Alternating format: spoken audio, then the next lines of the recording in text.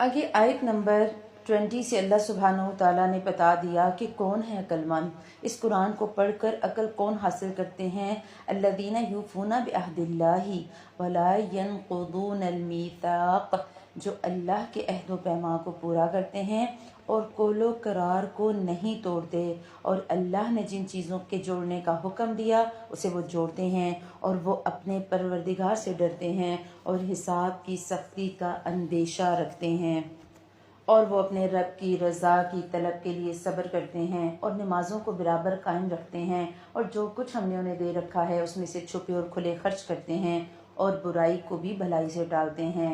इन्हीं के लिए आक़िबत का घर है, हमेशा रहने के बागात, जहाँ ये खुद जाएंगे और इनके बाप दादाओं और बीवियों और औलादों में से भी जो नेकोकार होंगे, इनके पास फरिश्ते हर दरवाजे से आएंगे और कहेंगे कि तुम पर सलामती हो, सब्र के बदले क्या ही अच्छा बदला है दारुल आखरत का।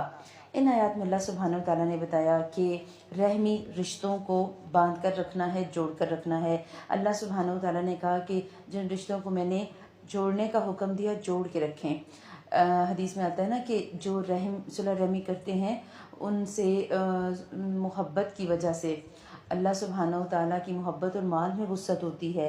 इसी तरह अल्लाह के नबी सल्लल्लाहु अलैहि वसल्लम ने फरमाया कि रिश्तेदारी अर्श के साथ लटक रही है, और वो कहती है जो मुझे जोड़ेगा अल्लाह उसको जोड़े, और जो मुझे तोड़े अल्लाह उसे तोड़े।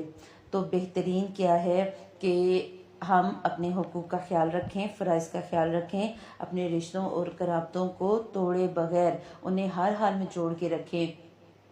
बेहतरीन अल्लाह के नबी सल्लल्लाहु अलैहि वसल्लम ने फरमाया था, तुम में से बेहतरीन वो है, तुम में से सबसे अच्छा वो है जो अपने घर वालों के साथ अच्छा है।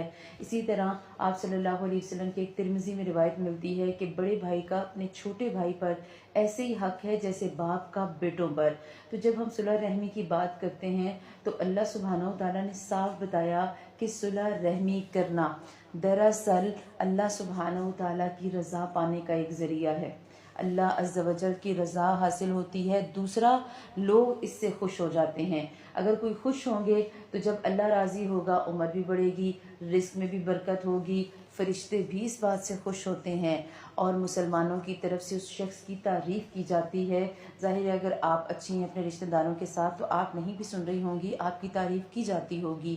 इसी तरह रिश्ते जोड़ने से शैतान को तकलीफ़ होती है, शैतान को बड़ी दुख होता है कि एक बंदा, मैं इन्हें लड़ाता हूँ और ये फिर वापस इकट्ठे हो जाते हैं, फिर मोहब्बतें करने लग पड़ते हैं। इसी तरह आपस में मोहब्बत बढ़ती है, और जब हम औरों के लिए मेहनतें मोहब्बतें रखते हैं, औरों को माफ़ करते हैं, तो अल्लाह ताला हमें भी माफ़ करेंगे इंशाअल्लाह ताला। अगर हम दरगुजर करेंगे तो अल्लाह का वादा है कि वो भी दरगुजर करेगा। फिर अपने रब की रज़ा के लिए सब्र करते हैं। सब्र करना बहुत ज़रूरी है। हम देखते हैं कि जहाँ पर भी अल्लाह ताला क्वालिटीज़ की बात करते हैं, एक मोमिन की क्वालिटीज़ की हमेशा बात की जाती है कि सब्र सब्र सब्र। एक मोमिन का सब्र के साथ बहुत गहरा ताल्लुक़ है। बाज़ दफ़ा क्या होता है, अल्लाह ताला हमें आज़माइश में डालते हैं, और हमारी उस आज़माइश में लिखा होता है कि अगर ये बंदा सब्र करेगा, हमारी तकदीर में ये बात फिक्स्ड होती है कि अगर ये बंदा सब्र करेगा और ये मुझसे ये चीज़ मांगेगा तो मैं इसको दूंगा। वो किसी ने कहा था ना कि मुमकिन है ये इंतज़ार दरअसल तुम्हारे यकीन का इम्तिहान हो, तुम जो मांगते हो दुआओं में वही तुम्हारे सब्र का इनाम हो। अल्लाह ताला चाहते हैं कि हम मांगें। फ़र्ज़ करें, एक एग्जांपल से बात करते हैं, फ़र्ज़ करें आपके बेटा बेटी या किसी पे भी कोई आजमाइश आ गई, आपने दुआ की और आपने शिद्दत से दुआ की, या आपने तड़प के दुआ की, या आपने सदका दिया और इस नीयत से दिया कि आप उस आजमाइश और परेशानी को दूर करना चाहते हैं। अल्लाह सुब्हानहू तआला उससे आपकी औलाद की उम्र बढ़ा देते हैं। अल्लाह सुब्हानहू तआला उससे उसकी आजमाइशें जो है वो ख़त्म कर देते हैं, आने वाली उसकी तकलीफ़ हटा देते हैं। तो अल्लाह सुब्हानहू तआला सब्र का सिला ज़रूर देते हैं। और फिर इन लोगों की आदत क्या है कि नमाज़ों को बराबर कायम रखते हैं। यहाँ ये नहीं आया कि नमाज़ों को कायम करते हैं बराबर तरीके से, वह अक़ामुस्सलाह ऐसे कायम करते हैं कि वक्त पर और टाइम पर, हुदूद व क़यूद के साथ, खुशू खुजू के साथ, एतदाल अरकान के साथ। यानी अपने तरीक़ों से नमाजें नहीं पढ़ते, अपनी मर्ज़ी से नहीं, बल्कि जैसे कहा गया वैसे ही करते हैं, और जो कुछ हमने उन्हें दे रखा है उसमें से वो छुपे और खुले खर्च करते हैं। خرچ کرنا ویسے ہی بہت اچھا ہے، اب تو رمضان ہے، رمضان المبارک میں بہترین طریقے سے خرچ کریں اور برائی کو بھی بھلائی سے ٹالتے ہیں۔ یہ کیا بات کی اللہ تعالیٰ نے، برائی کو ہم بھلائی سے کیسے ٹال سکتے ہیں؟ اگر ہم آگے جائیں گے تو ہم سورہ حامیم سجدہ میں پڑھیں گے، اللہ سبحانہ و تعالیٰ فرماتے ہیں کہ برائی کا جواب ایسے طریقے سے دو جو اچھا ہو، یعنی کہ جو شخص تمہارا دشمن ہے ایسا ہو جائے کہ گویا وہ تمہارا گہرا دوست ہو۔ مطلب کیا کہ اگر کوئی آپ کے ساتھ برا کرے، آپ عفو درگزر سے کام لیں، صبر جمیل سے کام لیں۔ ہم نے پیچھے بار بار پڑھا نا فصبر جمیل، تو صبر سے کام لیں گے، عفو درگزر سے کام لیں گے تو اللہ سبحانہ و تعالیٰ معاف کرنے والے کو تو اللہ تعالیٰ اور زیادہ دیتے ہیں۔ جو شخص رشتہ داروں سے اچھا سلوک کرتا ہے، آپ دیکھیں اس کی پورے خاندان میں واہ واہ ہو رہی ہوتی ہے۔ جو رشتہ داریوں کو نبھاتا ہے، جو حتی الامکان کوشش کرتا ہے کہ اس سے اس کا کوئی رشتہ دور نہ ہو، اگر کسی نے زیادتی کی کوئی بات نہیں، اللہ سبحانہ و تعالیٰ اجر دیں گے۔ اللہ کے نبی صلی اللہ علیہ وسلم کی ابن ماجہ میں روایت ملتی ہے کہ سب سے جلدی جس چیز کا ثواب پہنچتا ہے وہ نیکی کرنا اور رشتہ داری نبھانا ہے، اور سب سے جلدی جن کا عذاب آتا ہے وہ بغاوت اور رشتہ داری توڑنا ہے۔ تو کوشش کرنی ہے کہ ہم رشتوں کو جوڑ کر رکھیں، اگر کسی سے کچھ ہو جائے تو کوئی بات نہیں، آپ معاف کر دیں، ظرف بڑا کر لیں۔ اور پھر ایسے بندے، ان کے لیے اللہ نے کہا ان کے لیے عاقبت کا گھر ہے، آخری گھر، وہ جنت، جنات عدن، ایسی جنت جو اللہ تعالیٰ نے خود بنائی، جس میں ہمیشہ کے باغات، اور یہ جنت ایسی ہوگی کہ اس کی ایک اینٹ سونے کی اور ایک اینٹ چاندی کی ہوگی، ایک یاقوت کی اور ایک زمرد کی۔ آپ دیکھیے کتنا خوبصورت انٹیریئر ہوگا، کتنی پیاری ہوگی وہ جنت جسے اللہ نے خود بنایا۔ اور جب خود بنایا اور چن چن کے بنایا تو آپ دیکھیے مثال ایسے ہے کہ جب آپ فرض کریں کسی ٹیلر کے پاس جاتی ہیں، عید کے دن ہے، رش ہے، آپ ٹیلر کو کیا کہتی ہیں، بھائی میرا سوٹ پلیز آپ خود سلائی کریے گا، کسی ملازم سے مت سلوائیے گا۔ تو جنت عدن وہ جنت ہے جو اللہ نے اپنے ہاتھوں سے بنائی، تو اس میں جانے کا اشتیاق تو پھر ہمیں رکھنا چاہیے۔ کبھی انشاءاللہ تعالیٰ نا ہم اس پہ بھی چھوٹی سی ایک سیریز کریں گے کہ جنت میں نعمتیں کیسی کیسی ہوں گی۔ ایک دفعہ ایسا ہوا، حضرت ابو ایوب کہتے ہیں کہ اللہ کے نبی صلی اللہ علیہ وسلم کے پاس ایک دیہاتی آیا، کہنے لگا اللہ کے رسول صلی اللہ علیہ وسلم مجھے گھوڑا بہت پسند ہے، کہ جنت میں گھوڑے ہوں گے؟ آپ صلی اللہ علیہ وسلم نے فرمایا ہاں، اگر تجھے جنت مل گئی تو تجھے یاقوت کا ایک گھوڑا عطا کیا جائے گا، جس کے وہ پر ہوں گے کہ تم اس پر جب سوار ہوگے تو پھر وہ تجھے لے کر پرواز کرے گا جہاں تو چاہے گا۔ تو سوچے پھر جنت کی نعمتیں کیسی ہوں گی، وہ جنت جس میں ہمیں کوئی تکلیف نہیں ہوگی، کوئی آزمائش، کچھ بھی نہیں۔ حضرت ابو سعید خدری کہتے ہیں کہ اللہ کے نبی صلی اللہ علیہ وسلم نے فرمایا اللہ تعالیٰ کی طرف سے ایک اعلان کرنے والا جنت میں جنتیوں کو مخاطب کر کے اعلان کرے گا کہ یہاں تمہارے لیے صرف تندرستی ہے، لہٰذا تم کبھی بیمار نہ ہوگے، اور یہاں تمہارے لیے صرف زندگی ہے، لہٰذا تم کبھی نہ مرو گے، یعنی کہ ہمیشہ کی زندگی، کبھی موت نہیں آئے گی، اور یہاں تمہارے لیے صرف جوانی ہے اور تم کبھی بوڑھے نہیں ہوگے، اور یہاں تمہارے لیے صرف نعمتیں اور سکون ہے، لہٰذا اب کبھی تمہیں کوئی تنگی اور تکلیف نہ ہوگی۔ تو آپ سوچیں اللہ سبحانہ و تعالیٰ نے اتنے انعامات دینے ہیں، اگر ہم تھوڑی سی زندگی اس کی مرضی کی گزار لیں، اور پھر فرشتے آ کے سلام کریں گے، فرشتے آ کے حکم پوچھیں گے بتائیے ذرا کچھ چاہیے تو نہیں، آ کے کہیں گے سلام علیکم، تم پر سلامتی ہو، لیکن کیوں ہو، بما صبر تم، جس وجہ سے تم نے صبر کیا، یہ جو تمہیں صبر کیا نا، یہ تمہیں صبر کا انجام ملا ہے، تو صبر کا بدلہ اللہ تعالیٰ دیں گے، اور کیسا، فنعم عقبی الدار، اس کا کتنا ہی اچھا یعنی کہ بدلہ ہے، دار الآخرت ہے۔ دنیا میں لوگوں کے طعنے برداشت کیے، آزمائشوں پر صبر کیا، نیکیوں پر جم گئے، کسی نے کچھ بھی کہا، اللہ سبحانہ و تعالیٰ نے دنیا میں صبر کیا ہے نا، اب دیکھو میری طرف سے VIP پروٹوکول، آج جو کہو گے ملے گا، آج صبر کا بہترین صلہ ملے گا۔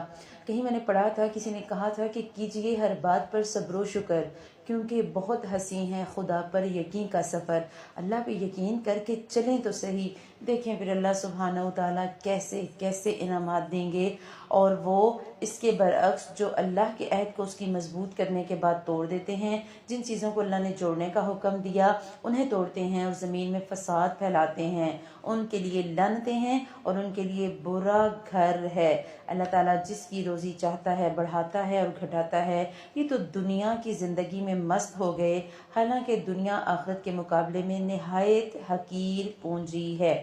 یہاں رک کے ذرا ایک سیکنڈ کے لیے اپنا محاسبہ کر لیتے ہیں کہ وَفَرِحُوا بِالْحَيَاةِ الدُّنْيَا، کہیں میں دنیا کی زندگی میں تو مست نہیں ہو گئی؟ کیا میرا جینا مرنا دنیا دنیا دنیا، دنیا کا کپڑا، دنیا کا جوتا، دنیا کے گھر، اور 2 مرلے اور 5 مرلے اور سنگل سٹوری اور ڈبل سٹوری، اور پھر ایک اور پلاٹ اور ایک اور بیٹے کے لیے ایک اور گھر، کہیں میری خواہشات ایسی ہی تو نہیں ہیں؟ کیا میں دنیا کی زندگی میں اتنی مست ہو گئی کہ میں اللہ کو بھول تو نہیں گئی؟ کیا میں اللہ سبحانہ و تعالیٰ کی سارے احکامات کو سن رہی ہوں؟ اللہ تعالیٰ نے نا اس دنیا کو حقیر پونجی کہا ہے۔ حدیث میں آتا ہے کہ دنیا کی حیثیت آخرت کے مقابلے میں اس طرح ہے جیسے کچھ شخص اپنی انگلی سمندر میں ڈال کر نکالے، پھر دیکھے کہ سمندر کے پانی کے مقابلے میں اس کی انگلی میں کتنا پانی آیا، یعنی وہ جو ایک قطرہ اس کی انگلی کے ساتھ لگا، اللہ کے نزدیک تو دنیا کی حقیقت اتنی ہی ہے۔ اللہ کے نبی صلی اللہ علیہ وسلم کی صحیح مسلم میں ایک روایت ملتی ہے کہ آپ صلی اللہ علیہ وسلم کا گزر بکری کے ایک مردہ بچے کے پاس سے ہوا۔ اسے دیکھ کر آپ نے فرمایا، اللہ کی قسم، دنیا اللہ کے نزدیک اس سے بھی زیادہ حقیر ہے جتنا یہ مردہ اپنے مالکوں کے نزدیک اس وقت حقیر تھا جب انہوں نے اسے پھینکا۔ مری ہوئی بکری کو آپ رکھ کے کیا کریں گی؟ لہٰذا مری ہوئی بکری کو جب ہم پھینک دیتے ہیں تو یہی حقیقت ہے اللہ کے نزدیک دنیا کی۔ لہٰذا ہمیں اللہ کو راضی کرنا ہے، اور کافر کہتے ہیں کہ ان پر کوئی معجزہ یا نشانی کیوں نازل نہیں ہوئی؟ جواب دیجئے کہ جسے اللہ گمراہ کرنا چاہے گا تو جسے اللہ گمراہ کرنا چاہے کر دیتا ہے، اور جو اس کی طرف جھکے اسے راستہ دکھا دیتا ہے۔ اس آیت میں ہمیں جواب مل گیا۔ اکثر لوگ کہتے ہیں اچھا اللہ تعالیٰ گمراہ کیسے کرتے ہیں؟ اللہ تعالیٰ خود گمراہ نہیں کرتے۔ اللہ نے کہا جو گمراہ ہونا چاہے گا اسے اللہ گمراہ کر دے گا، اور جو ہدایت کی طرف آنا چاہے گا اللہ اسے ہدایت دے دے گا۔ ہمارے لیے پیغام ہے، آیت نمبر 28 ہائی لائٹ کریے گا، جو لوگ ایمان لائے ان کے دل اللہ کے ذکر سے اطمینان حاصل کرتے ہیں۔ یاد رکھو، الا بذکر اللہ تطمئن القلوب، اللہ کے ذکر سے ہی دلوں کو اطمینان حاصل ہوتا ہے۔ ہم کہاں اطمینان ڈھونڈتے ہیں؟ ہمیں سکون کہاں ملتا ہے؟ ہم کہاں سکون کے متلاشی ہوتے ہیں؟ ہر بندہ ذرا اپنی ذات سے پوچھے کہ میں کہاں سکون ڈھونڈتی ہوں۔ ہم میں سے ہر بندہ سکون حاصل کرنے کا مختلف ذریعہ رکھتا ہے۔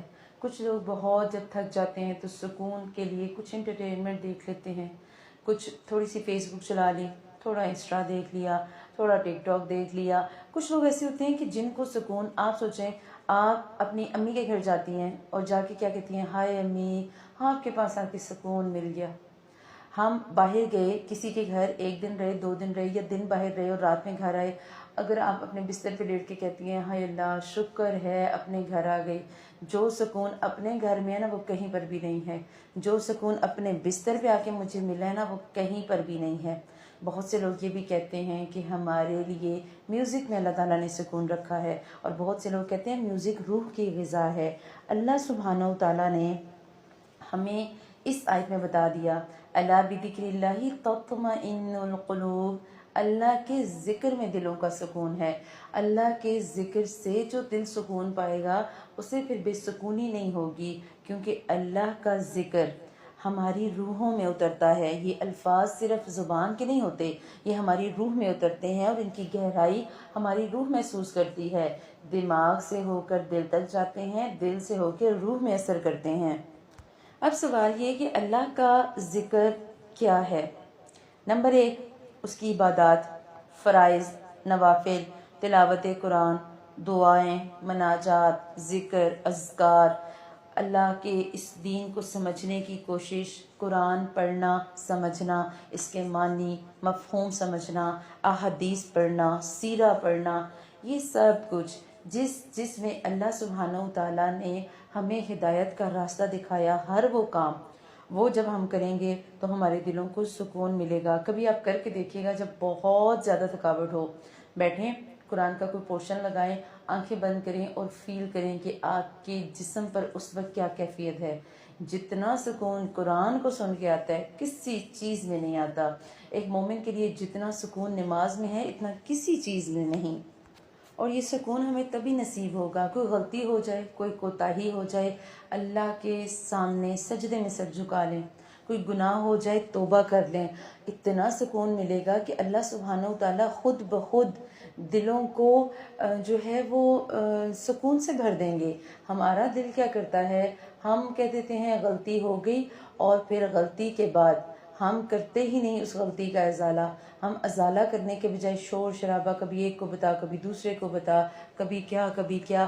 ہم نے کیا کرنا ہے؟ قرآن کو پڑھنا ہے، دکھ میں بھی، خوشی میں بھی، غم میں بھی. بہترین سکون ہمیں تلاوت سے ملے گا. دل یہ جو ہے نا ہمارا، یہ مسلسل سکون میں رہے گا جب ہم دکھ کے لمحات میں قرآن پڑھیں گے، جب ہم خوشی کے لمحات میں قرآن پڑھیں گے، جب ہمیں یقین ہو جائے گا کہ ہم اس کلام سے جڑیں گے تو اللہ تعالیٰ ہمارے لیے آسانیاں پیدا کریں گے. اور اللہ سبحانہ و تعالیٰ کرتے بھی ہیں، آزمانا ہے ہم نے اس بات کو اب. کیونکہ ساتھ ہی اللہ سبحانہ و تعالیٰ نے یہ بھی بتایا کہ جو لوگ ایمان لائے اور جنہوں نے نیک کام کیے ان کے لیے خوشحالی ہے اور بہترین ٹھکانہ. اگر خوشحالی چاہیے، وقت خراب ہے، حالات خراب ہیں، تو اللہ کو دل سے یاد کرنا ہوگا. اللہ کو یاد کر کے ہی ہمیں سکون مل سکتا ہے. اگلی آیات پھر سے شرک کی تردید کے لیے ہیں کہ بہت سی امتیں گزریں جنہوں نے اللہ سبحانہ و تعالیٰ کا انکار کیا. انہیں جتنے معجزے دکھائے گئے انہوں نے نہیں مانا. تو اللہ کہہ رہے ہیں کہ اگر انہیں بھی معجزے دکھا دیے جائیں، ان کے سامنے پہاڑ چلائے جائیں یا زمین ٹکڑے ٹکڑے کر دی جائے یا یہ مردوں سے باتیں کریں، تب بھی جس نے نہیں ایمان لانا وہ ایمان نہیں لائے گا، اور وہ جو ہے وہ بات کو نہیں مانے گا. اور یہ پیغمبروں کا مذاق اڑایا کرتے تھے، اور اللہ تعالیٰ نے ان کی اس ڈھیل کو جب ختم کیا تو کوئی اللہ کے عذاب سے انہیں بچا نہ سکا. پھر اللہ سبحانہ و تعالیٰ نے چیلنج کیا کہ بلاؤ ذرا اپنے شریکوں کو، کیا تم وہ باتیں کرتے ہو جو زمین میں کوئی نہیں جانتا؟ کس کو تم کہتے ہو کہ اللہ کے ساتھ شریک ہے؟ ذرا اس کو لے کے آؤ. بات دراصل یہ ہے کہ کفر کرنے والوں کے لیے ان کے مکر سجا دیے گئے. بل زین للذین کفروا مکرہم وصدوا عن السبیل، اور وہ صحیح راہ سے روک دیے گئے. اللہ کی نافرمانی کو جس نے اپنا لائف سٹائل بنایا، گناہوں کو جس نے اپنا لائف سٹائل بنایا، وہ اس بات کو اپنا اعزاز نہ سمجھے. اللہ کہہ رہا ہے کہ کفر کرنے والوں کے لیے تو ان کے مکر سجا دیے گئے ہیں. یہ اپنے گناہوں کے کام کر کے سمجھتے ہیں کہ ہم نے بہت اچھا کیا، ہمیں تو کوئی نہیں پوچھے گا. اللہ سبحانہ تعالیٰ کہہ رہے ہیں ایسا نہیں ہے. ان کے لیے دنیا کی زندگی میں بھی عذاب ہے، اور آخرت کا عذاب تو بہت ہی زیادہ سخت ہے، اور انہیں اللہ کے عذاب سے بچانے والا کوئی بھی نہیں. اور یہ ہم بات یاد رکھیں کہ دنیا کا عذاب آخرت کے عذاب کے مقابلے میں بہت ہلکا ہے. اللہ کے نبی صلی اللہ علیہ وسلم کی صحیح مسلم میں حدیث ملتی ہے کہ دنیا کا عذاب عذاب آخرت سے بہت ہلکا ہے. اللہ سبحانہ و تعالیٰ دنیا کا جو عذاب دیتے ہیں نا وہ دائمی سا ہوتا ہے، لیکن جو آخرت جو ہے وہ وقتی ہوتا ہے، لیکن جو آخرت کا عذاب ہوگا وہ دائمی ہوگا، ہر وقت عذاب. لیکن جہنم کی جو آگ ہے وہ دنیا کی آگ کی نسبت 69 گنا جو ہے وہ تیز ہے. 70 گنا جہنم کی آگ ہے. آپ سوچیں کہ اس آگ پہ ہم 1 منٹ کے لیے ہاتھ رکھ سکتے ہیں؟ ہم تو 1 سیکنڈ نہ ہاتھ رکھیں، ہمارا ہاتھ کسی گرم پتیلے کو ٹچ ہو جائے ذرا، جو حال ہوتا ہے کتنے دن تو پھر ہمارا رونا دھونا ہی نہیں ختم ہوتا. کہاں یہ کہ اللہ تعالیٰ اس سے 70 گنا زیادہ آگ میں انسان کو جلائیں گے. اور کیونکہ اس نے شخص نے اللہ تعالیٰ کی نافرمانی کی ہوگی. تو اللہ تعالیٰ ہمیں اللہ کی فرما بردار زندگی گزارنے والا بنائے. پھر جو جنت ہے، جو جنت پرہیزگاروں کو دی جائے گی، ہمیں جو متقی ہوں گے، جو راستوں پر چلنے کی کوشش کریں گے، لڑکھڑاتے ہی صحیح چل تو رہے ہیں نا، کوشش تو کر رہے ہیں. کون ہے متقی؟ جو جنت کے حصول کے لیے تھک رہے ہیں. اللہ کہہ رہے ہیں اس جنت کی صفت جس کا وعدہ پرہیزگاروں کو دیا گیا یہ ہے کہ اس کے نیچے نہریں بہہ رہی ہیں، اس کا میوہ ہمیشگی والا ہے، اور اس کا سایہ بھی. یہ ہے انجام پرہیزگاروں کا، اور کافروں کا انجام تو دوزخ ہے. آپ سوچیں دنیا میں جب کوئی پھل آتا ہے تو سیزنل ہوتا ہے. آم ہے تو وہ گرمیوں میں آئیں گے، مالٹا ہے تو وہ سردیوں میں آئے گا، اور اسٹرابیری ہے تو وہ درمیانے سیزن میں آئے گی. ہم جب ایک بار ہر ایک کا نا فیوریٹ پھل الگ ہوتا ہے. کسی کو آم پسند ہوتا ہے اور اتنا پسند ہوتا ہے کہ اس کا دل چاہتا ہے سارا سال آم رہیں. کسی کو مالٹا یا فروٹر اتنا پسند ہوتا ہے اس کا دل کرتا ہے سارا سال فروٹر رہیں. کسی کو خربوزہ یا تربوز پسند ہے تو کہتے ہیں کہ یہ سارا سال رہیں. لیکن دنیا میں ایسا نہیں ہوتا، سیزنل فروٹس آتے ہیں. آخرت میں اللہ تعالیٰ کہہ رہے ہیں کہ میوہ کہتے ہیں پھلوں کو. اللہ کہہ رہے ہیں میوہ ہمیشگی والا ہوگا. جو دنیا میں ڈرائی فروٹ نہیں کھا سکتے نا، اس آیت کو پڑھ کے تسلی رکھیں. ہمیں اللہ آخرت کے میوے دے گا، وہ فریش فروٹ بھی دے گا اور ڈرائی فروٹس بھی دے گا. وہ جو خواہشیں دنیا میں ہماری پوری نہیں ہوئیں، آخرت میں وہ بھی پوری ہوں گی. آگے آیت نمبر 37 میں ہمارے لیے ایک اور پیغام کہ اسی طرح ہم نے اس قرآن کو عربی زبان کا فرمان بنا کر اتارا، اگر آپ نے ان کی خواہشات کی پیروی کر لی اس کے بعد کہ آپ کے پاس علم آ چکا تو اللہ کے عذابوں سے آپ کا کوئی حمایتی نہ ملے گا اور نہ ہی کوئی بچانے والا۔ اللہ سبحانہ و تعالیٰ نے قرآن کو عربی زبان میں اتارا، لہٰذا ہمیں عربی زبان کو سمجھنا ہے۔ جب اللہ سبحانہ و تعالیٰ نے قرآن اتارا تھا نا تو جو اولین مخاطب تھے وہ اہل عرب تھے جو صرف عربی جانتے تھے۔ اب آپ کا اور میرا کیا کام ہے کہ اگر عربی ہماری سمجھ سے بالا تر ہے تو ہمیں اسے سیکھنا ہوگا۔ ہم یہ نہیں کہہ سکتے کہ ہم سیکھ نہیں سکتے یا مجھے عربی آ نہیں سکتی۔ اگر ہمیں انگلش آ سکتی ہے، ہمیں اردو آ سکتی ہے، پنجابی آ سکتی ہے تو عربی سیکھنا بھی مشکل نہیں ہے۔ اگر ہم کوشش کریں گے تو ہم سیکھ جائیں گے۔ اور ہم نے آپ سے پہلے بھی کئی رسول بھیجے اور ہم نے ان سب کو بیوی بچوں والا بنایا۔ کسی رسول سے نہیں ہو سکتا کہ کوئی نشانی بغیر اللہ کی اجازت کے لے آئے۔ ہر مقررہ وعدے کی ایک لکھت ہے، اللہ جو چاہے مٹا دے اور جو چاہے ثابت رکھے۔ لوح محفوظ اسی کے پاس ہے۔ اب دیکھیے اللہ سبحانہ تعالیٰ نے صاف بتا دیا، ایک بک ہے نا، ایک بندہ کوئی بک لکھتا ہے، اس کی مرضی وہ اس میں کچھ لکھے مٹا دے، اس کی مرضی۔ آپ ایک کام کرتی ہیں، آپ سالن بناتی ہیں، آپ کی مرضی، آپ سالن میں جو مرضی ہے ڈالیں۔ بیسک انگریڈینٹس تو نمک مرچ ہوتی ہے، یا پھر وہ سبزی یا وہ گوشت جو آپ نے پکانا ہے اس میں آپ اور کیا کیا ڈالتی ہیں، کیسے ذائقوں کے لیے کیا نہیں ڈالتی۔ ایک دفعہ آپ کچھ ڈالتی ہیں، دوسری دفعہ آپ کچھ ڈالتی ہیں، یہ آپ کا کام ہے۔ مشرکین مکہ جب اعتراض کرتے تھے نا تو اللہ تعالیٰ نے کہا اللہ ہے، اللہ کو پتہ ہے کیا کرنا ہے کیا نہیں کرنا، کسی کو ضرورت ہی نہیں کہ وہ پوچھے۔ اللہ تعالیٰ نے کہا ان سے پہلے لوگوں نے بھی اپنی مکاری میں کوئی کمی نہ کی۔ آیت نمبر 42 دیکھیں کہ ان سے پہلے لوگوں نے بھی اپنی مکاری میں کوئی کمی نہ کی تھی، لیکن تمام تدابیر اللہ ہی کی ہیں۔ جو شخص جو کچھ کر رہا ہے اللہ کے علم میں ہے۔ کافروں کو ابھی معلوم ہو جائے گا کہ اس جہاں کی جزا کس کے لیے ہے۔ اللہ نے کہا تھوڑا سا وقت ہے، بہت جلد انہیں پتہ چل جائے گا۔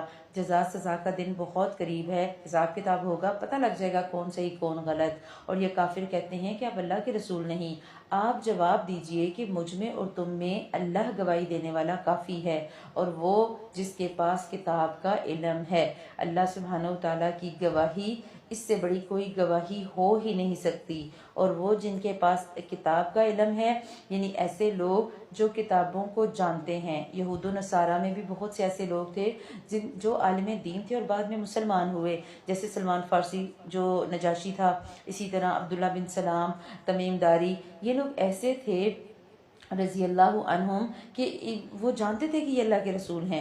اور عرب کے مشرکین جو ہے نا، وہ اہم جو معاملات ہوتے تھے ان میں انہی اہل کتاب سے رجوع کرتے اور ان سے پوچھتے کہ بتاؤ ہمیں ذرا کہ یہ صحیح بات ہے یا نہیں۔ جب اللہ کے نبی صلی اللہ علیہ وسلم آئے، جب آپ صلی اللہ علیہ وسلم نے اپنی نبوت کا اعلان کیا تو کتنے ہی لوگوں نے یہود سے پوچھا، کئی تو چھپا دیتے اور کئی سچی گواہیاں دیتے، کہتے ہاں واقعی یہی نشانیاں ہیں، اور وہ اللہ کے نبی صلی اللہ علیہ وسلم کو انہوں نے ان کی نشانیوں سے پہچانا۔ تو اللہ سبحانہ وتعالیٰ نے کہا کہ آپ یقین رکھیے میں گواہی دینے کے لیے کافی ہوں، کسی سے بات کرنے کی یا کسی پر بولنے کی ضرورت ہی نہیں۔ آگے شروع ہو رہی ہے سورہ ابراہیم، حضرت ابراہیم علیہ السلام کے نام پہ ہے، مکی صورت ہے، اس کی 52 آیات ہیں اور 7 رکوع ہیں۔ آپ دیکھیں ابھی ہم نے پڑھی سورہ الرعد، اس سے جو پیچھے صورتیں تھیں نا، ہم نے تینوں صورتیں نبی کے نام پہ پڑھی، حضرت یونس کے نام پہ سورہ یونس، پھر سورہ ہود، اسی طرح سورہ یوسف، درمیان میں سورہ الرعد الگ آ گئی، اس کے بعد پھر سورہ ابراہیم یعنی کہ نبی کے نام پہ، ابراہیم علیہ السلام کے نام پہ، وہ جو یکسو تھے۔ اس سورہ میں ہم حضرت موسیٰ علیہ السلام اور حضرت ابراہیم علیہ السلام کے قصے کو دیکھیں گے۔ بسم اللہ الرحمن الرحیم، الف لام را، کتاب انزلناہ الیک لتخرج الناس من الظلمات الی النور بإذن ربهم الی صراط العزیز الحمید۔ الف لام را، یہ عالی شان کتاب ہم نے آپ کی طرف اتاری ہے کہ آپ لوگوں کو اندھیروں سے اجالے کی طرف لائیں ان کے پروردگار کے حکم سے، زبردست اور تعریفوں والے اللہ کی طرف سے، جس اللہ کا ہے جو کچھ آسمانوں اور زمین میں ہے، اور کافروں کے لیے تو سخت عذاب کی خرابی ہے۔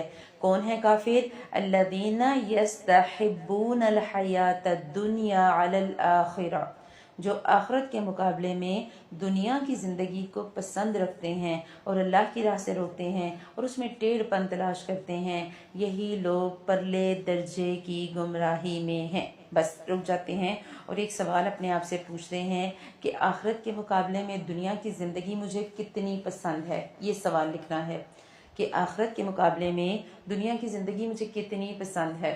ہم میں سے ہر ایک نے سیزن ختم ہونے سے پہلے لگنے والی سیلز میں سے جوڑے تک لے کے رکھے ہوتے ہیں، اگلی گرمیوں اور اگلی سردیوں کے۔ آنے والی عید کی شاپنگ میرے خیال میں 2 ماہ پہلے سے شروع ہو جاتی ہے۔ تو آخرت کے لیے کفن کس کس کے پاس ہے؟ یہ سوال کا جواب ذرا ہر بندہ پرسنل میں مجھے دے بھی کہ ہم میں سے کون کون ہے جس کے گھر میں کفن موجود ہے۔ آپ کا اپنا کفن، آپ کے بچوں کا، آپ کے شوہر کا، آپ کے گھر والوں کا، جو آپ کے گھر میں رہنے والے لوگ ہیں، کیا آپ کے گھر میں کفن موجود ہے؟ کیا کوئی مر جائے اچانک تو اس کا کفن اس کے گھر سے نکل سکتا ہے؟ سوال ہے۔ اور مجھے پتا ہے جواب میں سے کچھ لوگوں کا کہ ان کے پاس یہ موجود ہے، کیونکہ لاسٹ ایئر جب میں نے یہ کوسچن کیا تھا تو مجھے انہوں نے بتایا تھا کہ میں نے اپنے لیے کفن بھی خریدا اور پھر اس سے ہم لوگ عمرہ کرنے گئے اور جب ہم واپس آئے تو آب زمزم لے کر آئے تو ہم نے اسے اس سے دھو کر رکھا۔ یہ ہے آخرت کی تیاری۔ اگر ہم آخرت کے مقابلے میں دنیا کی زندگی کو پسند کرتے ہیں تو دنیا کا تو بہت کچھ نکل آئے گا، پھر کفن نہیں نکلے گا۔ اور اگر ہو ایسا کہ موت آ جائے اس دن، جس دن بازار بند ہو، جس دن سٹرائک ہو، آپ کو پتہ ہے پھر کفن نہیں ملتا۔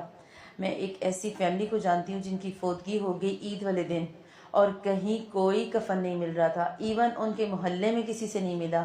پھر باقاعدہ اہل علاقہ میں اعلان کروایا گیا کہ اگر کسی کے پاس کفن موجود ہے تو دے دیں، کیونکہ دکانیں بند ہیں اور بازار بند ہے اور کہیں سے کفن مل نہیں رہا۔ اللہ نہ کرے آپ کہ میرے اوپر ایسا کوئی وقت آئے، تو ہمیں دنیا کے ساتھ ساتھ آخرت کی تیاری بھی کرنی ہے۔ کفن لے کر رکھیں، اپنے گھر میں رکھیں، تاکہ اللہ نہ کرے زندگی میں کبھی کچھ ہو تو کم از کم کفن تو گھر سے نکل آئے۔ پھر ہم نے ہر نبی کو اس کی قومی زبان میں بھیجا تاکہ ان کے سامنے وضاحت بیان کرے۔ اب اللہ جسے چاہے گمراہ کر دے اور جسے چاہے راہ دکھا دے، وہ غلبے اور حکمت والا ہے۔ اور یاد رکھو جبکہ ہم نے موسیٰ کو اپنی نشانیاں دے کر بھیجا تو اپنی قوم کو اندھیروں سے روشنیوں میں اپنی قوم کو اندھیروں سے روشنی میں نکال اور انہیں اللہ کے احسانات یاد دلا۔ اس میں نشانیاں ہیں ہر ایک صبر اور شکر کرنے والے کے لیے۔ آپ دیکھیے صبر اور شکر 2 چیزیں۔ آج کل رمضان ہے، ہم رمضان سے گزر رہے ہیں اور ہم پورا دن روزہ رکھتے ہیں، کھانے پینے سے رک کے صبر کرتے ہیں، اور جب روزہ افطار کرتے ہیں اور ہم دعا پڑھتے ہیں ذَهَبَ الظَّمَأُ وَابْتَلَّتِ الْعُرُوقُ وَثَبَتَ الْأَجْرُ انشاءاللہ۔ اللہ کا شکر ادا کرتے ہیں کہ اب رگیں تر ہو گئی، الحمدللہ آج کے روزے کا اجر پکا ہو گیا۔ حدیث میں آتا ہے اللہ کے نبی صلی اللہ علیہ وسلم نے فرمایا کھانا کھا کر شکر کرنے والا ایسا ہی ہے جیسا روزہ رکھنے والا۔ آپ نے کھایا اور آپ نے شکر کیا، تو شکر بہت ضروری ہے صبر کے ساتھ ساتھ۔ لہٰذا ہمیں نہیں پتا ہمارے دن کیسے ہوں گے، راتیں کیسی ہوں گی، لیکن اس دنیا میں رہتے ہوئے یہ بات ہمیں سمجھ لینے چاہیے کہ کبھی ہم حق پر ہوں گے تو لوگ بھی حق پر ہوں گے، کبھی ہم حق پر ہوں گے تو لوگ مخالف ہو جائیں گے۔ تو جب ہم حق میں ہوں تو شکر کریں، جب دنیا ہمارے حق میں ہو تو ہم شکر کریں، اور جب سارے مخالف ہو جائیں تو صبر کریں۔ بس یہی زندگی ہے۔ اور جس وقت موسیٰ نے اپنی قوم سے کہا اللہ کے وہ احسانات یاد کرو جو اس نے تم پر کیے، جبکہ اس نے تمہیں فرعونیوں سے نجات دی جو تمہیں بڑے ہی دکھ پہنچاتے تھے، تمہارے لڑکوں کو قتل کرتے اور تمہاری لڑکیوں کو زندہ چھوڑ دیتے، اس میں تمہارے رب کی طرف سے تم پر بہت آزمائش تھی، اور جب تمہارے پروردگار نے تمہیں آگاہ کر دیا کہ اگر تم یہ ہائی لائٹ کریے آیت نمبر 7 لَإِن شَكَرْتُمْ لَأَزِيدَنَّكُمْ، اگر تم شکر کرو گے تو ہم تمہیں اور زیادہ دیں گے، وَلَإِن كَفَرْتُمْ، اور اگر تم کفر کرو گے إِنَّ عَذَابِي لَشَدِيدٌ، تو یاد رکھو کہ میرا عذاب بھی بڑا سخت ہے۔ شکر کرو گے تو اللہ سبحانہ و تعالیٰ مزید دیں گے، بڑھا چڑھا کر دیں گے، لیکن اگر ایسا نہیں کرو گے پھر میرا عذاب بھی آئے گا، پھر میری ناراضگی بھی آئے گی۔ لہٰذا ہم نے بھی اپنی زندگی میں شکر اپنانا ہے۔ دیکھیں ہمارے پاس کس چیز کی کمی ہے؟ ہمارے پاس تو نعمتوں کی اتنی کثرت ہے جو شاید ہماری ماؤں نے، ہماری دادیوں نانیوں نے نہیں دیکھی، لیکن ہمیں پھر بھی شکر کرنا نہیں آیا۔ کسی نے لکھا تھا کہ سب کچھ میسر ہوتا ہے لیکن شکر نہیں ہوتا، بن مانگے بھی ملتا ہے لیکن توکل نہیں ہوتا، اور مشکل آسان ہو جاتی ہے لیکن صبر نہیں ہوتا۔ قرآن و سنت کا علم ہے لیکن عمل نہیں ہوتا۔ ہمیں سب کچھ پتہ ہے، ہم کسی کہتے ہیں صبر کرو، ہاں ہاں پتہ ہے، تم بھی آئی ہوتی نا تو تمہیں لگ پتہ جاتا، تمہارا کوئی اپنا گیا ہوتا نا تو میں دیکھتی تم روتی ہو کہ نہیں روتی۔ بھئی کس نے کہا کہ اگر کوئی اپنا جائے تو نہ روئیں؟ روئیں پر پیٹیں نہیں نا، آپ روتی ہیں روئیں، دکھ ہے آپ دکھ کا اظہار کریں، لیکن گریبان پیٹنا، گلے پھاڑنا، ہائے ہائے کرنا، یہ چیز اسلام ہمیں نہیں سکھاتا۔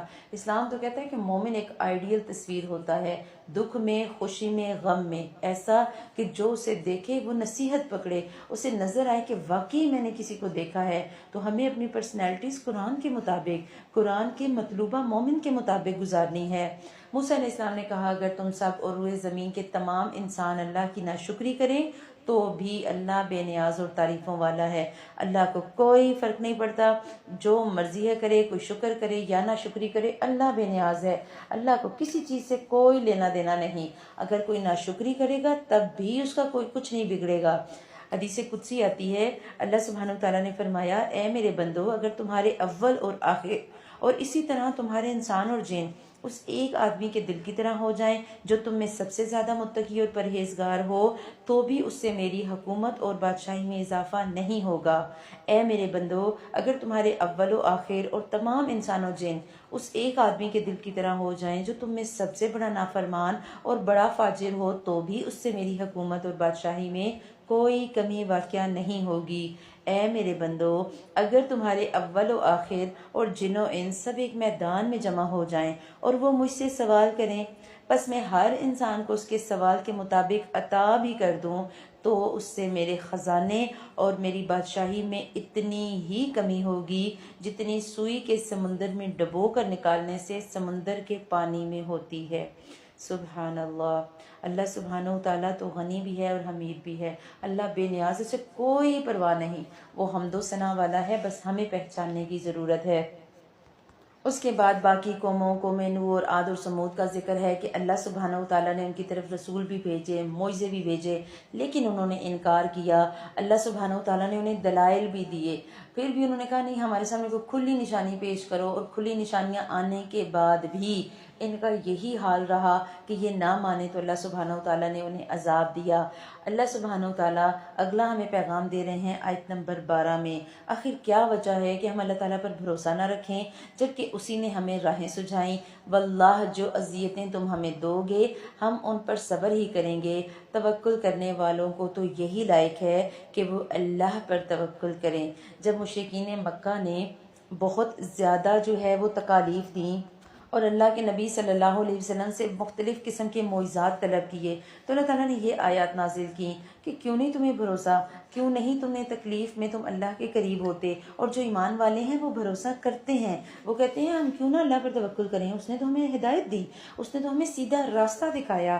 بعض دفعہ ہوتے ہیں نا کہ تکلیفیں انسان کو اللہ تعالیٰ کے بہت قریب کر دیتی ہیں، بعض دفعہ اچانک سے کوئی بیماری آ گئی، اچانک سے کوئی آزمائش آ گئی، کسی کے جوان بیٹے کی ڈیتھ ہو جاتی ہے، جوان بیٹی کی ڈیتھ ہو جاتی ہے، کسی کا کوئی اپنا قریبی چلا جاتا ہے، یا پھر کوئی بہت بڑی مشکل آزمائش آ جاتی ہے تو انسان بدل جاتا ہے۔ تکلیف بھی انسان کو قریب کرتی ہے۔ بعض دفعہ جو ہے وہ اللہ سبحانہ وتعالیٰ ہمیں آزمائشیں اس لیے بھی دیتے ہیں کہ چھوٹی چھوٹی آزمائشوں کی وجہ سے اللہ تعالیٰ ہم سے کوئی بڑی آزمائش دور کر دیتے ہیں۔ لہٰذا ہمارا کام کیا ہے؟ وَعَلَى اللَّهِ فَلْيَتَوَكَّلِ الْمُتَوَكِّلُونَ، ہمیں چاہیے ہم ہر حال میں اللہ سبحانہ وتعالیٰ پر ہی جو ہے وہ توکل کریں، اللہ پر ہی بھروسہ رکھیں۔ اور پھر ان لوگوں کے انجام کا ذکر کہ جنہوں نے اللہ کی بات نہیں مانی۔ آیت نمبر 16 دیکھیں، اس کے سامنے دوزخ ہے جہاں وہ پیپ کا پانی پلایا جائے گا جسے بمشکل وہ گھونٹ گھونٹ پیے گا، پھر بھی اسے گلے سے اتار نہ سکے گا، اور اسے ہر جگہ سے موت آتی دکھائی دے گی لیکن وہ مرنے والا نہیں ہوگا، پھر اس کے پیچھے بھی سخت عذاب ہے۔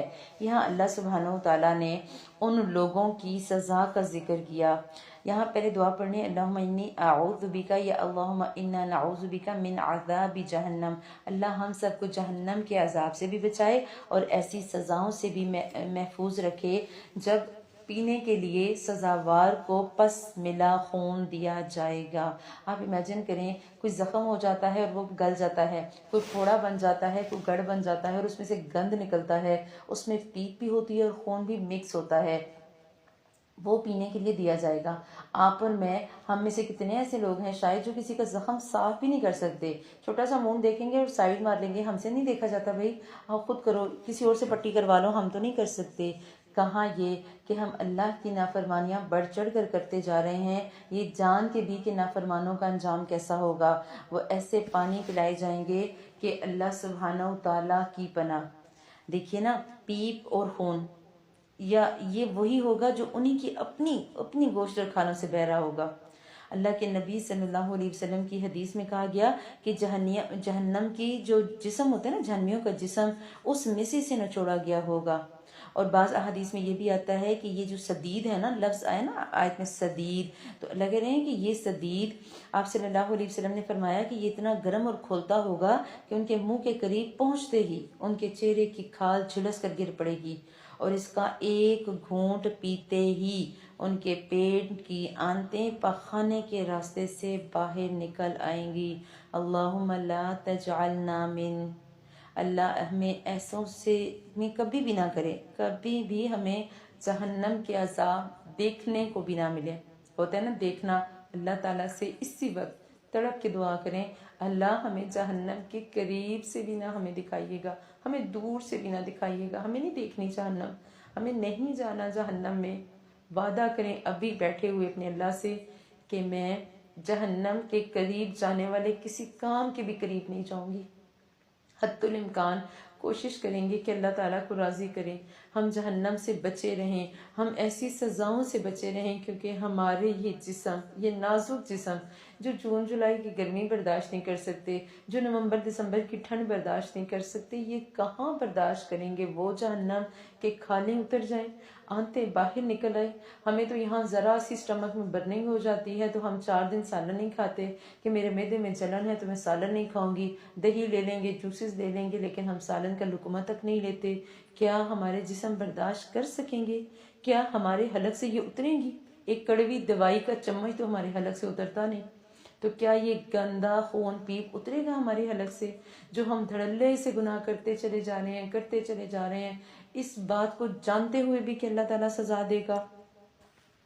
اگلا پیغام ہمارے لیے آیت نمبر 21، سب کے سب اللہ کے سامنے روبرو کھڑے ہوں گے، یعنی فیس ٹو فیس اللہ تعالیٰ سے سب کی ملاقات ہوگی۔ اس وقت کمزور لوگ بڑائی والوں سے کہیں گے کہ ہم تو تمہارے تابع دار تھے، تو کیا تم اللہ کے عذابوں میں سے کچھ عذاب ہم سے دور کر سکتے ہو؟ وہ جواب دیں گے، اگر اللہ ہمیں ہدایت دیتا تو ہم بھی ضرور تمہاری رہنمائی کرتے، اب تو ہم پر بے قراری کرنا اور صبر کرنا دونوں ہی برابر ہے، ہمارے لیے تو کوئی چھٹکارا نہیں۔ اور جب اور کام کا فیصلہ کر دیا جائے گا تو شیطان کہے گا کہ اللہ نے تمہیں سچا وعدہ دیا تھا اور میں نے تم سے جو وعدے کیے ان کا خلاف کیا، میرا تم پر کوئی دباؤ تھا ہی نہیں، ہاں میں نے تمہیں پکارا اور تم نے میری مان لی، بس تم مجھے الزام نہ لگاؤ بلکہ خود اپنے آپ کو ملامت کرو، نہ میں تمہارا فریاد رس ہوں اور نہ تم میری فریاد کو پہنچنے والے، میں تو سرے سے مانتا ہی نہیں کہ تم مجھے اس سے پہلے اللہ کا شریک مانتے رہے، یقیناً اللہ ظالموں کے لیے دردناک عذاب ہے۔ یہ ان 2 آیات میں اس منظر کشی کو جو ہے وہ الفاظ میں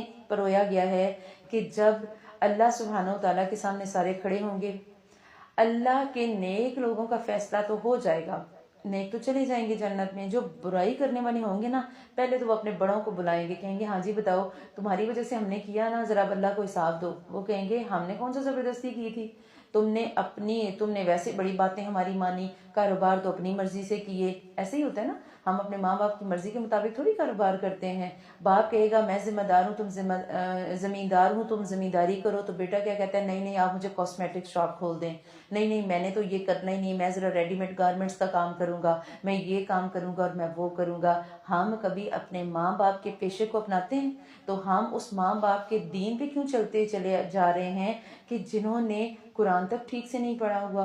اگر ہم آگے پڑھیں گے ایک آیت میں جا کر کہ چاہے تمہارے ماں باپ غلط ہی ہوں، تم ان کے پیچھے ہی چلتے رہو گے، یہ سوچے سمجھے بغیر کہ باقی تو بڑی ایڈوانس چیزیں آ گئی، ماں باپ کو کہاں چلانا آتا تھا موبائل یا فیس بک، ماں باپ تو آج بھی بٹن والے موبائل استعمال کرتے ہیں اور اولادیں ٹچ کے لیٹسٹ ماڈل لیتی جاتی ہیں۔ تو ہم ماں باپ کی باقی تو باتیں مانتے کوئی نہیں، تو ہم یہ بات کیوں ماں باپ کی مان لیتے ہیں یہ اپنے بڑوں کی؟ تو اللہ پوچھے گا، اور جب پوچھے گا تو پھر یہ سارا الزام بڑوں پہ لگا دیں گے، اور بڑے کہیں گے کہ اب صبر ہی کرو، ہم تو کچھ نہیں کر سکتے نہ تمہارے لیے نہ اپنے لیے۔ اچھا پھر یاد آئے گا کہ نہیں، شیطان نے کہا تھا میں تمہاری مدد کروں گا، میں تمہیں چھڑواؤں گا، فی الحال تو یہ کام کرو نا۔ پھر سارے کے سارے ابلیس کو پکڑیں گے، آؤ نا ذرا بتاؤ کہ تم نے تو دنیا میں ہم سے بڑے وعدے کیے تھے، اللہ کے نبی نے جو وعدہ کیا تو مومنوں نے تو اس پہ عمل کیا اور وہ تو چلے گئے سارے جنت میں، اب ذرا تم ہمیں بتاؤ کہ تم نے جو ہمارے ساتھ کیا تھا کہ میں تمہاری سفارش کروں گا کچھ نہیں ہوگا، اللہ بڑا غفور الرحیم ہے، تو ذرا اب معافی دلواؤ۔ شیطان کہے گا میں نے کہاں تمہیں جو ہے وہ زبردستی تم سے گناہ کروائے، میرا تو تم پر کوئی دباؤ نہیں تھا، میں نے تمہیں آواز لگائی اور تم نے مان لی۔ آپ بازار جاتی ہیں، فرض کریں آپ کسی بھی مال میں چلی گئی، وہاں کیا ہوتا ہے، سیلز مین آواز لگاتے ہیں، آپ کو زبردستی تو کوئی سیلز مین اپنی دکان میں نہیں کھینچ کے لے کے جا سکتا نا، وہ آپ کو آفرز دیتے ہیں، آپ کو جو آفر اٹریکٹیو لگتی ہے آپ چپ کر کے شاپ میں چلی جاتی ہیں، جو سیل لگی ہوتی ہے آپ لے کے 6 جوڑے نکل آتی ہیں بائے۔ تو وہ کیا ہوتا ہے، بیسیکلی شیطان ہمارے لیے سیلز مین کا کام کرتا ہے، وہ ہمیں آوازیں لگاتا ہے، ہمیں بتاتا ہے، ہم سے جھوٹے وعدے کرتا ہے، اور ہمیں بالکل اسی سیلز مین کی طرح جو ہے وہ ناقص چیز کو بھی بہت اچھی کوالٹیز کی بیان کر کے آپ کو باہر سے کھینچ کے اندر لاتے ہیں، آئیں جی 200 میں اور 600 میں یا 2000 میں سوٹ، اور جب آپ اندر جاتی ہیں تو جو 200 یا 600 یا 2000 والا ہوتا ہے وہ اس قابل نہیں ہوتا خریدیں، اور جو اس دکان میں آپ کو پسند آتا ہے وہ اس سے ڈبل قیمت کا ہوتا ہے، لیکن چونکہ ہم دکان میں چلے جاتے ہیں، سوٹ ہمیں اچھا لگ جاتا ہے تو پھر ہم تھوڑی سی بارگیننگ کے ساتھ وہ سوٹ لے لیتے ہیں۔ یہی مثال ہے آپ کی اور میری ہماری شیطان کے ساتھ۔ شیطان کیا کرتا ہے، ورگلاتا ہے، آؤ آؤ آؤ، اور جب ہم اندر چلے جاتے ہیں اس سے بڑا گناہ بھی ہم کر لیتے ہیں، اور شیطان یہ کہتے ہیں اللہ غفور الرحیم ہے، کچھ نہیں ہوتا حاجی صاحب، جو مرضی ہے کرو، کچھ نہیں ہوتا حاجی صاحب، آپ نے رات کو افطاری کروائی تھی نا مسجد میں، اب دن کو بے شک آپ سود کا کاروبار کریں یا دن کو بے شک آپ جو مرضی ہے بے ایمانی کرتے رہیں، تو پھر ایسے حاجی صاحب کو اللہ تعالیٰ نہیں بخشیں گے، پھر ایسی مفتیہ کو اللہ تعالیٰ نہیں بخشیں گے۔ میں یہ باتیں اس لیے کرتی ہوں نا کہ ہمیں پتہ ہونا چاہیے کہ ہم نے اپنا محاسبہ کیسے کرنا ہے، ہمیں خود پتہ ہو کہ ہم کس طرف جا رہے ہیں۔ شیطان صاف کہہ رہا ہے کہ وہ تو اس دن انکار کر دے گا، وہ کہے گا میں تو تمہاری فریاد کو پہنچنے والا ہی نہیں، میں تو تمہارے لیے کچھ کرنے والا ہی نہیں، لیکن اس کے مقابلے میں جو لوگ ایمان لائے اور جنہوں نے نیک عمل کیے وہ ان جنتوں میں داخل کیے جائیں گے جن کے نیچے چشمے جاری ہیں، جہاں انہیں ہمیشگی ہوگی اپنے رب کے حکم سے، جہاں ان کا ویلکم سلام سے کیا جائے گا، تحیتہم فیہا سلام، ان کا خیر مقدم سلام سے ہوگا، سلام ہر طرف سلام، سلام کی صدائیں ہوں گی، اور اسی صداؤں کے ساتھ آپس میں ایک دوسرے کو سلام کا تحفہ دیں گے، جہاں سے داخل ہوں گے فرشتے ان پر سلامتیاں بھیجیں گے۔ اللہ سبحانہ وتعالیٰ سے دعا کریں اللہم اجعلنا منہم، اللہ ہمیں ایسے لوگوں میں شامل کرے۔ کیا آپ نے نہیں دیکھا کہ اللہ تعالیٰ نے پاکیزہ بات کی مثال کس طرح بیان فرمائی، ایک ایسے درخت کی مانند جس کی جڑ مضبوط ہو اور جس کی ٹہنیاں آسمان میں ہیں، اور جو اپنے پروردگار کے حکم سے ہر وقت اپنا پھل لاتا ہے، اور اللہ تعالیٰ لوگوں کے سامنے مثالیں بیان کرتا ہے تاکہ وہ نصیحت حاصل کریں، جبکہ ناپاک بات کی مثال اس گندے درخت کی سی ہے جو زمین کے کچھ ہی اوپر سے اکھاڑ لیا گیا، اسے کچھ ثبات تو ہے نہیں۔ ایمان والوں کو اللہ تعالیٰ پکی بات کے ساتھ مضبوط رکھتا ہے، دنیا کی زندگی میں بھی اور آخرت میں بھی۔ ہاں، نا انصاف لوگوں کو اللہ بہکا دیتا ہے اور اللہ جو چاہے کر گزرے۔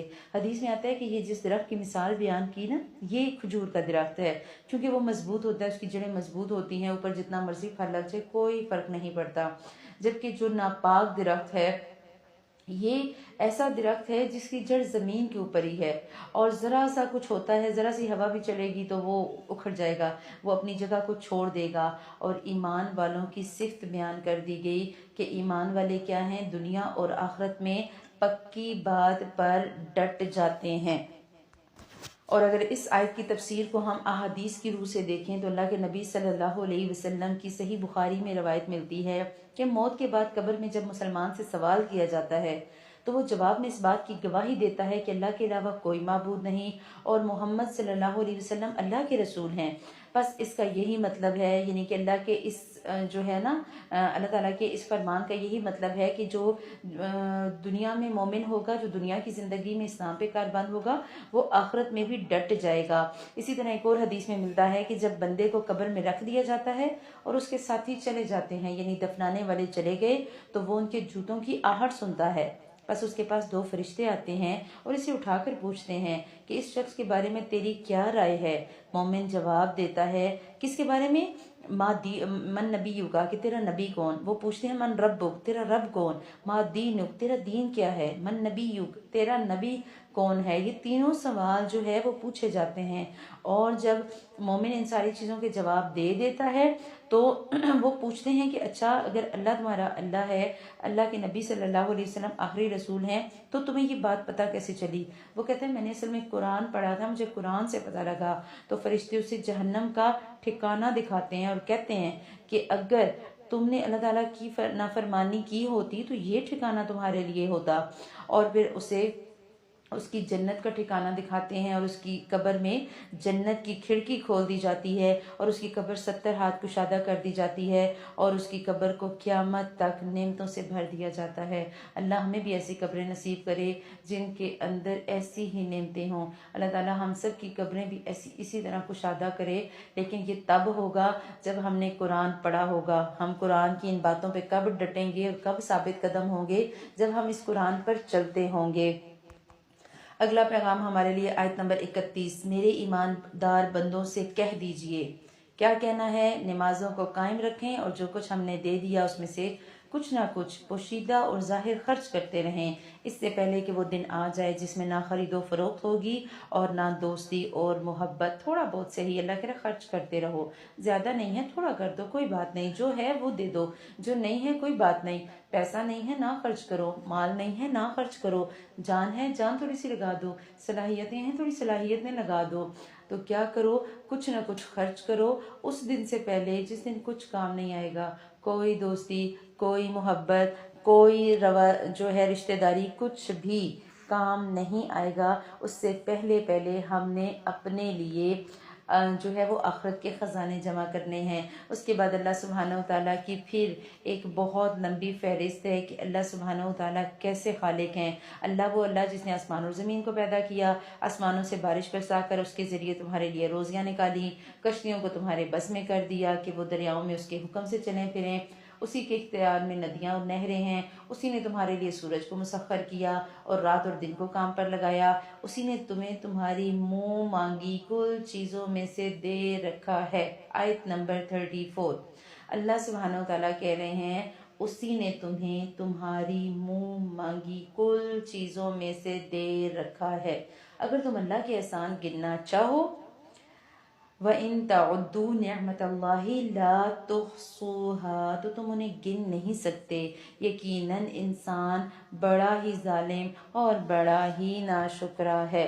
اللہ سبحانہ وتعالیٰ نے بتایا کہ جتنی مرضی تم نعمتیں چننا چاہو، تم جو مانگتے ہو نا، تم نے جتنی منہ مانگی نعمتیں مانگی ہیں، اللہ کہہ رہا ہے اس میں سے دیا ہے، ساری نہیں دی لیکن اس میں سے بہت سی دے بھی دی۔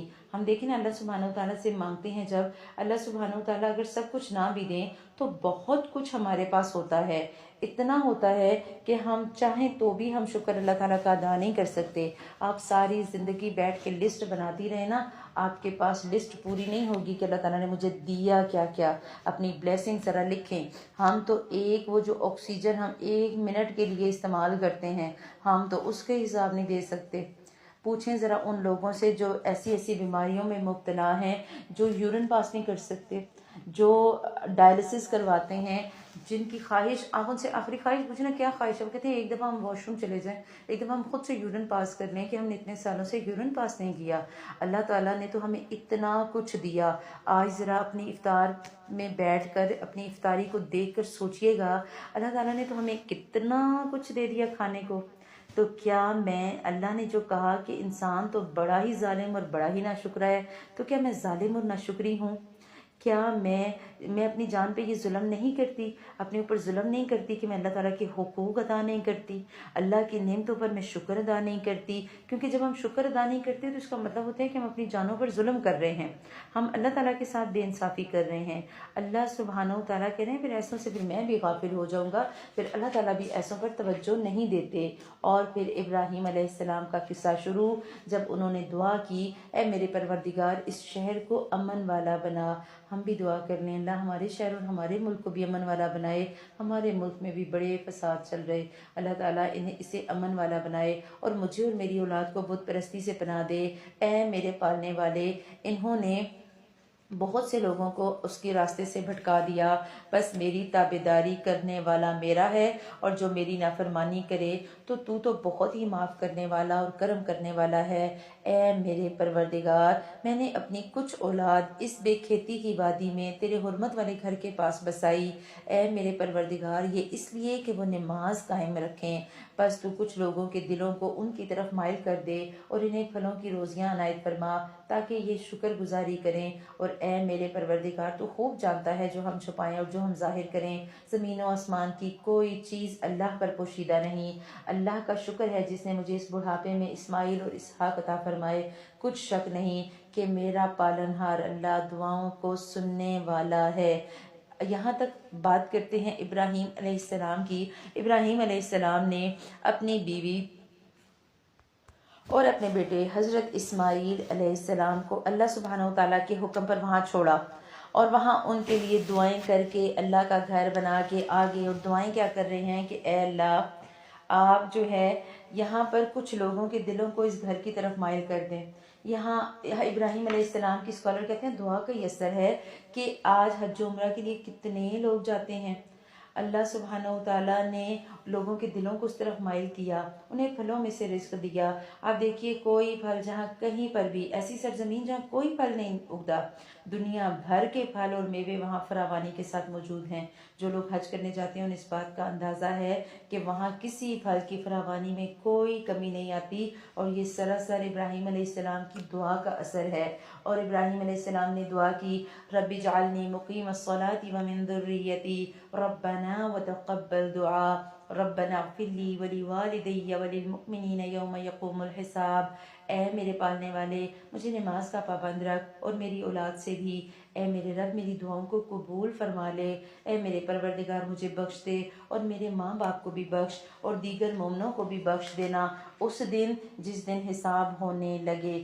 اللہ سبحانہ و تعالیٰ نے ابراہیم علیہ السلام کی اس دعا کو ہماری نماز کا حصہ بنایا، لیکن شاید آپ کو پتہ ہی نہیں ہوگا کہ ہم نماز میں مانگتے کیا ہیں۔ ہمیں اپنے لیے اور اپنی اولادوں کے لیے، اپنے والدین کے لیے ہمیشہ دعائیں مانگنی ہیں، اور یہاں پر اپنے والدین کے لیے دل سے ایک دفعہ دعا کر لیں رب ارحمہما کما ربیانی صغیرا۔ اللہ سبحانہ و تعالیٰ ہم سب کے والدین پر خاص کرم کرے۔ اگلا پیغام اگلی آیت میں ہمارے لیے آیت نمبر 42 دیکھیں، اللہ تعالیٰ کہہ رہے ہیں ناانصافوں کے اعمال سے اللہ کو تم غافل نہ سمجھو، وہ تو انہیں اس دن تک مہلت دیے ہوئے ہے جس دن آنکھیں پھٹی کی پھٹی رہ جائیں گی، وہ اپنے سر اوپر اٹھائے دوڑ بھاگ رہے ہوں گے، خود اپنی طرف بھی ان کی نگاہیں نہ لوٹیں گی، ان کے دل خالی اور اڑے ہوئے ہوں گے۔ لوگوں کو اس دن سے ہوشیار کر دو جبکہ ان کے پاس عذاب آ جائے گا، اور ظالم کہیں گے اے ہمارے رب ہمیں بہت تھوڑے قریب کے وقت تک ہی مہلت دے کہ ہم تیری تبلیغ مان لیں اور تیرے پیغمبروں کی تابعداری میں لگ جائیں۔ کیا تم اس سے پہلے بھی قسمیں نہیں کھا رہے تھے کہ تمہارے لیے دنیا سے ٹلنا ہی نہیں؟ اور کیا تم ان گھروں میں رہتے سہتے نہ تھے جنہوں نے اپنی جانوں پر ظلم کیا؟ اور کیا تم پر وہ معاملہ کھلا نہیں کہ ہم نے ان کے ساتھ کیا کچھ کیا؟ ہم نے تو تمہیں سمجھانے کے لیے بڑی ہی مثالیں بیان کر دیں۔ اللہ سبحانہ و تعالیٰ نے قیامت کی ایک اور منظر کشی کی، قیامت کی ہولناکیوں میں سے ایک اور ہولناکی۔ اللہ دنیا میں مہلت دیتا ہے، ڈھیل دیتا جاتا ہے، شاید کہ غافل کو سمجھ آ جائے اور اس کو عقل آ جائے، لیکن جب ایسا نہیں ہوتا، مہلت ختم ہو جاتی ہے تو دن ایسا آئے گا جس دن انسان کو اپنا ہوش بھی نہیں ہوگا۔ آپ ذرا جو ہے وہ 5 فروری کا واقعہ لے لیں، 2012 میں دسمبر دیکھ لیں، کیا کیسے قیامت کے منظر ہوتے ہیں نا، جب ہر طرف تباہی تباہی ہو، جب ہر طرف جو ہے وہ پریشانی، اور ایسے لگے کہ کسی کو اپنی ہوش نہیں، ایون لوگ اپنی اولادوں کو بھول جاتے ہیں۔ دنیا میں بھی ہم نے وہ سین دیکھ لیے، تو آخرت تو پھر اس سے کہیں زیادہ ہے۔ اللہ سبحانہ و تعالیٰ نے کہا کہ یہ تب مہلت مانگیں گے، لیکن اس وقت مہلت نہیں دی جائے گی، اور اس وقت اللہ سبحانہ و تعالیٰ صرف سزا دیں گے۔ آیت نمبر 49 دیکھیں آپ، اس دن گناہگاروں کو دیکھیں گے کہ یہ زنجیروں میں ملے جلے ایک جگہ جکڑے ہوئے ہوں گے، ان کے لباس گندک کے ہوں گے، اور آگ ان کے چہروں پر بھی چڑھی ہوئی ہوگی۔ قیامت کے دن اتنا شدید دن ہوگا کہ اللہ تعالیٰ نے کہا اس دن ان کا حال کیا ہوگا کہ گندک کے لباس میں ہوں گے یہ، اور آگ منہ تک چڑھی ہوگی۔